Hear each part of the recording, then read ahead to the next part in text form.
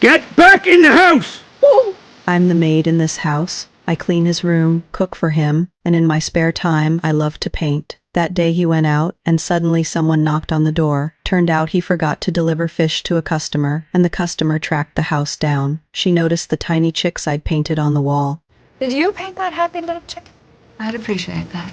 That was the first time I'd ever heard praise, and my heart lit up. When he came back, I started using little painted cards to record his daily work. Then we went together to deliver the fish. Right as we were leaving, the customer suddenly asked to buy one of my painted cards, and we settled at 5 cents. She even said she'd buy more if I made more. I look forward to these cards.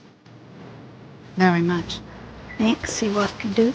That was the first time I felt truly seen, not just my art, but his quiet support too. Back home I poured more time into painting, splashing color into every corner of our place. Because my legs don't work well, he'd push me out in a little cart. Every day he chopped wood, built fires, quietly set up fresh boards for me, and sometimes new cans of paint just showed up on the table. By the next spring, my art had a name in town. People from big cities left orders with the shop owner to buy my work. All of this started with that first customer. She turned out to be an artist from New York, and through her introductions, folks in the art scene began to know my paintings. Soon our little cabin was full of visitors coming to buy my art. Even television crews showed up for interviews. Our once quiet house buzzed with life, but he stayed out of place. I knew he wasn't a man of words. All his love stayed buried deep inside. When my aunt was dying, she called me to her side and told me a secret. My child hadn't died. They'd placed the baby in foster care because of my health, afraid I couldn't handle raising her. Hearing that filled me with joy, but I didn't tell my husband. I didn't know how he'd react. I went to the home of that first customer. By then we were close friends. I poured out my heart to her. On the third morning at her place, my husband drove over to pick me up. Then we stopped in front of a white house. He told me this was where the foster family lived. I stood at a distance, watching the child at the door. Every part of me wanted to step closer, but I knew I couldn't disturb her life now. This winter was brutally cold. Without my husband's arm, I couldn't even walk. The doctor only gave me painkillers to get by. You should get more dogs.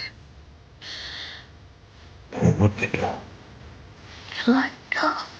I got you.